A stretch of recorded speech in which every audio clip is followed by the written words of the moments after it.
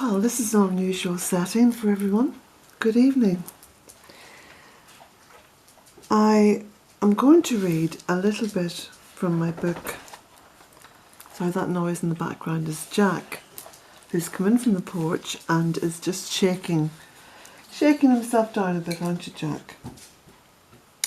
So I'm going to read a little bit from chapter 10 of A Cottage and 3 Acres. Most of what I have in my home is sourced from second-hand shops, boot fairs and charity shops. It is all pre-loved, in other words.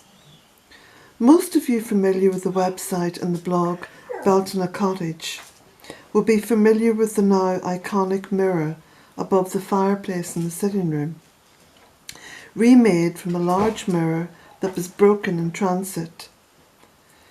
The idea to mosaic it back to life as a mantel mirror came to me in a moment of refusal to let go. I was determined not to be burdened with the 7 years bad luck attached to broken mirrors, and so made it a labour of love to remake it. This has been my philosophy since the beginning of the Bealtaine project, one of refusal to throw things away. I even made a poster to this motto which simply states, "Throw it away? There is no away." Following and practicing this philosophy lends itself to a simple life, one of frugality and thrift. Less is more in very real terms. People are usually more creative with less.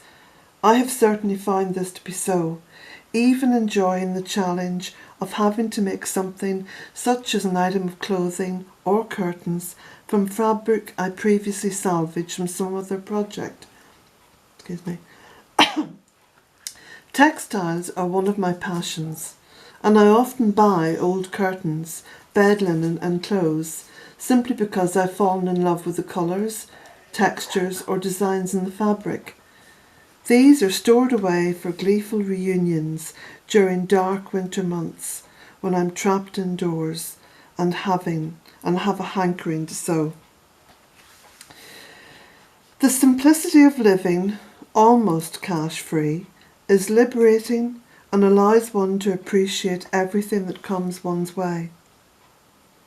Life within the shop till you drop, overburdened, corporate-controlled madness that passes as culture is beginning to wane. More and more people are awakening to the lure and liberation of simplicity, a simple life. So what goes to make up a simple life? A simple life is one where culture is developed and creativity valued. A simple life is one where bees are appreciated for the work they do and not just viewed as a source of honey. There are several wild bees' nests here in the gardens of Bealtaine Cottage. I'm happy to plant food for them, though have no hives. I want nothing from them but their joyous labour. Let them keep their honey, for they deserve it. A simple life is beneficial to all humans, for it is less cluttered, quieter, calmer. Possessing less material wealth, there is less to worry about. The fixation on more becomes the liberation of less. Less really is more.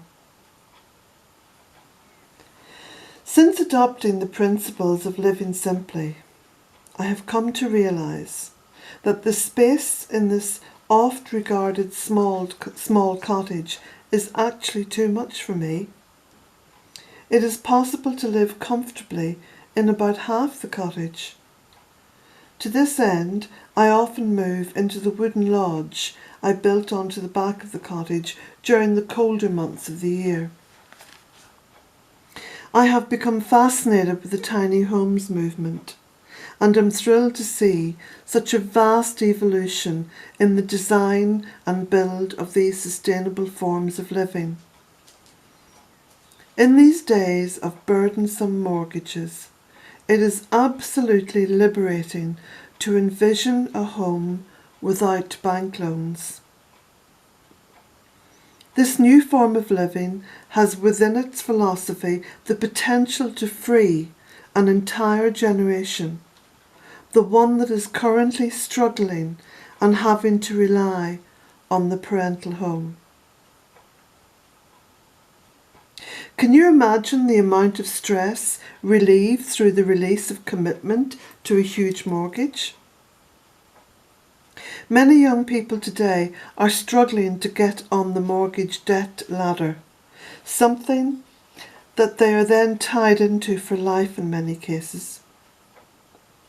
What would it mean to have less debt? In fact, the removal of the largest part of debt in the form of a mortgage. For a start, there would be no need to work 5 days a week. Job shares would be more attractive, as would part-time employment. Then there follows the lessening of the need to acquire the contents of an apartment or house. In simple environmental costs, this represents an enormous saving to the planet on which we live. Think of the saving in terms of extractive methods of building, construction and supply.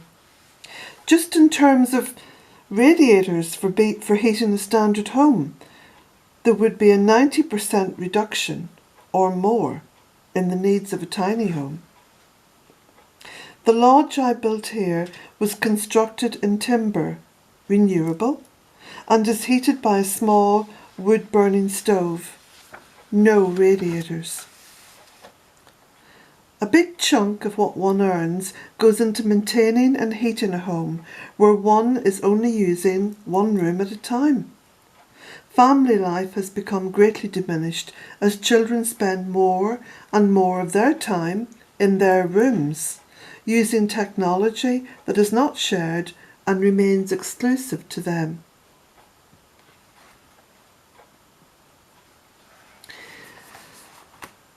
I'm going to finish there because my little light is flashing to tell me that the battery's running low again. This was an extract from my book, A Cottage and 3 Acres, the story of one woman's return to Ireland in her quest for Eden.